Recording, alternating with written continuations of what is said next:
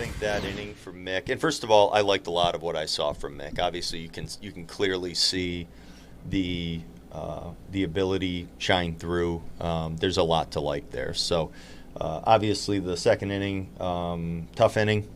I don't think, back to my original thought, it was one particular thing that did him in that inning. I think he ended up throwing a lot of pitches, probably by the end, probably a little worn down as well, just by how much he had to work to get through that inning. I think the command of some of his pitches probably better than other pitches today, but I didn't see any sort of real command issue. I think he probably lost it to a couple of hitters in there. Threw some two-strike pitches in the zone, and they were able to get some knocks on some two-strike pitches. And I think, like we talk about a lot, knowing what to try to do and how to execute pitches with two strikes, that's much different than early in the count.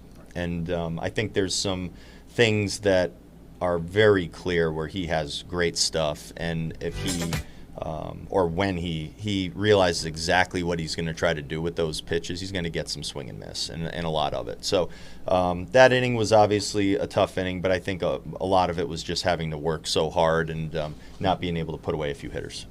Is that also why he's done after three, specifically that work and how hard he wanted to work in that Yeah, when you he basically threw 40 pitches in that inning. I think a tick less than that, right? 39, yeah. That's a lot. That's normally the highest limit we would go to with guys, right around 40. He also wore that line drive in the first inning, and having to deal with that, combining it all together. Yes, we sent him back out to get through the next inning, which was good, and I'm glad he was able to go out there and do that. But I didn't see that as being the game where we're going to be pushing him to the max when it comes to his pitch count. So we got him out when we did. You guys feeling pretty good about the find and Hatch?